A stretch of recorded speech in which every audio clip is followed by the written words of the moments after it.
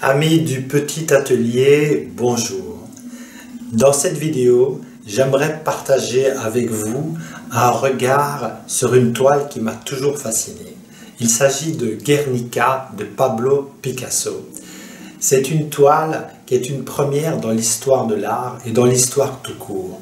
Parce que pour la première fois, on va montrer la guerre non pas comme un acte de gloire qui fait des héros, mais comme un acte qui fait des victimes.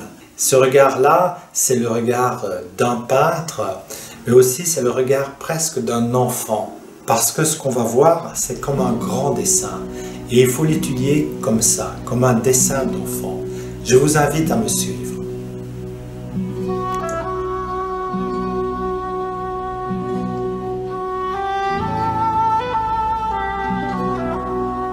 Pablo Picasso est un peintre sculpteur espagnol né en Espagne en 1881, mais installé à Paris, et cela dès 1904, afin de se faire connaître.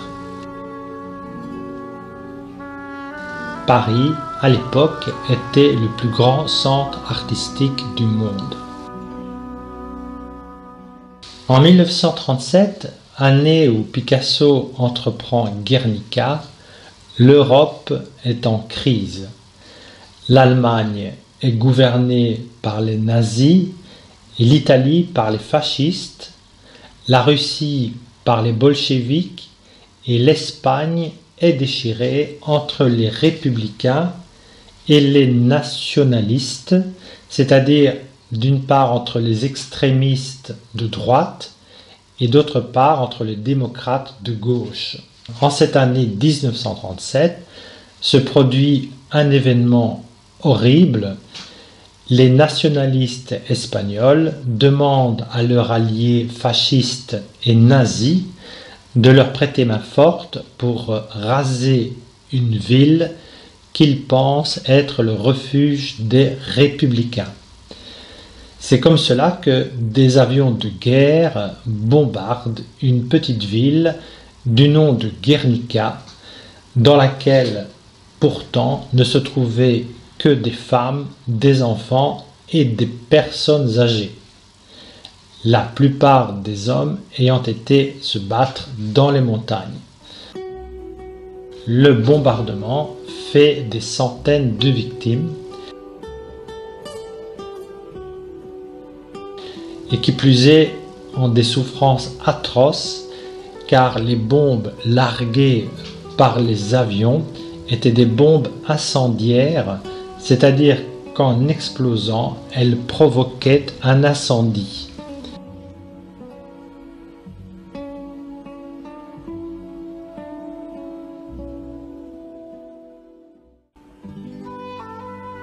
Pour dénoncer cette barbarie, Picasso peint une peinture de très grande taille, 3,50 m sur 8 mètres, qui représente une scène de guerre que nous allons regarder ensemble. Guernica est une peinture en noir et blanc qui utilise des techniques proches du cinéma.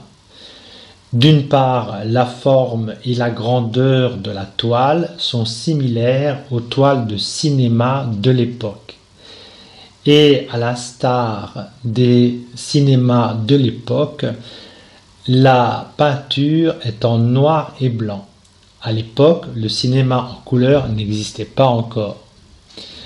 Le noir et blanc crée un contraste très fort et donne un aspect dramatique à la scène. Si le cinéma n'était pas encore en couleur, par contre, il était parlant. Et l'on peut voir dans la mise en scène de Picasso qu'il y a beaucoup de bruit et de son. Guernica représente en résumé une scène d'horreur où l'on voit des personnages et des animaux déformés et torturés par la douleur. Le tableau est très chargé. Il n'y a pas d'espace vide. Cela aussi donne une impression de chaos. Les éléments sont intriqués les uns dans les autres, ce qui donne une impression de désordre, propre aussi au chaos.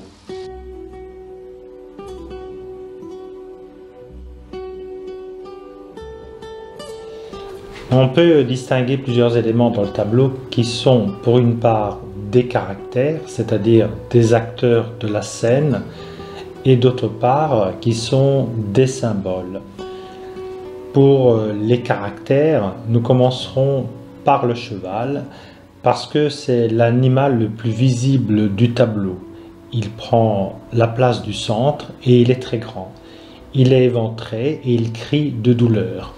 Il y a eu en effet beaucoup d'animaux tués lors du bombardement de Guernica, car c'est une petite ville de campagne où les animaux sont très nombreux.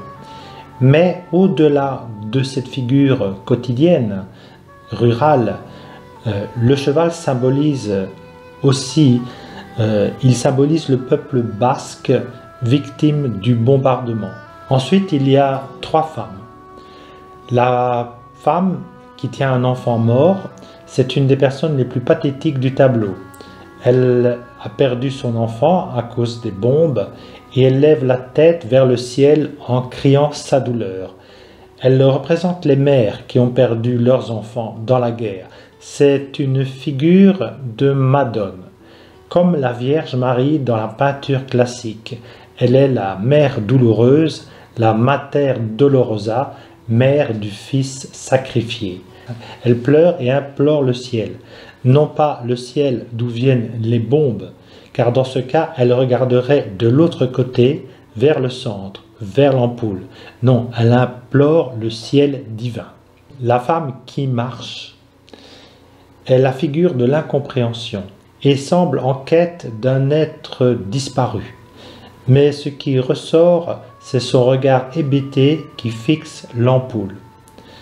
Elle ressemble à ces êtres errants qui, après une catastrophe, ne savent que faire, marchent, rasant la terre comme s'ils ne savaient où aller.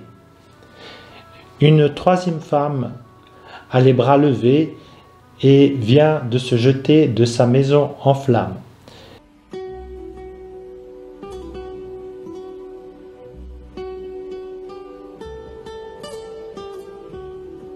Ensuite, il faut considérer des éléments de la peinture qui sont des purs symboles, c'est-à-dire qu'ils ne sont pas des acteurs de la scène, sans quoi ils seraient actifs ou pris dans la douleur, ce qui n'est pas le cas. Ils sont idées ou concepts. Il y a l'ampoule qui se trouve au milieu de tout, sur le plan supérieur du tableau. Il représente la lumière, mais quelle lumière? Une lumière artificielle, c'est-à-dire créée de toutes pièces par la main de l'homme, par la technologie. Si cet élément technologique se trouve au milieu du tableau, c'est qu'il faut considérer qu'il est la cause principale de la scène dont on est témoin. Ce que dit Picasso, c'est que la scène n'est pas le résultat d'une punition divine ou d'une force naturelle comme une éruption volcanique ou un tremblement de terre. Non, la scène a pour origine la technologie. En l'occurrence, il s'agit ici des avions et des bombes créées par l'homme. La colombe. La colombe, c'est ce petit oiseau blanc qui est caché derrière le cheval et presque invisible. Il est invisible parce qu'il représente la paix qui s'efface et qui est menacée de mort par la guerre. La colombe a une aile cassée et regarde vers le bas comme si elle était triste. Le taureau, c'est un autre animal du tableau. Il est au-dessus du cheval et il semble méchant. Le taureau représente la violence. Il pourrait être ici symbole de la cruauté de la guerre. En effet, il a une langue pointue comme une épée, mais on pourrait aussi le voir totalement à l'opposé. On sait que Picasso aimait se représenter sous la forme d'un taureau et que c'est un animal auquel il s'identifie dans beaucoup de ses peintures.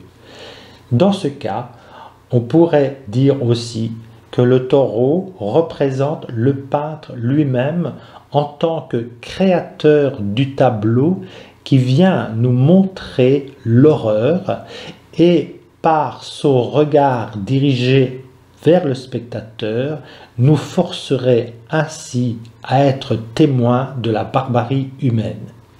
La tête de femme qui sort par la fenêtre tenant une lampe est aussi un symbole dans la mesure où elle ne semble pas touchée directement par la catastrophe.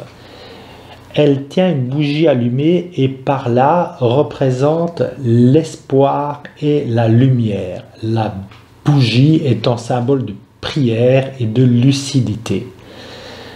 Par sa volonté de faire la lumière sur ce qui s'est passé, elle représente le devoir de vérité et, partant, le devoir de mémoire.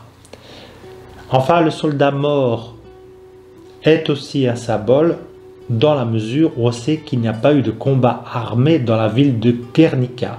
Le symbole est d'autant plus évident que le soldat mort tient une épée antique dans la main. L'épée est rompue. Le soldat mort est symbole de tous les soldats de l'histoire.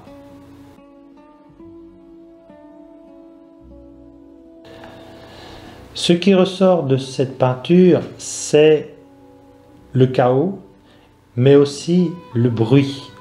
On entend le cri des animaux, des femmes, on entend le bruit des bombes. C'est la première fois qu'un tableau s'entend autant qu'il ne se regarde.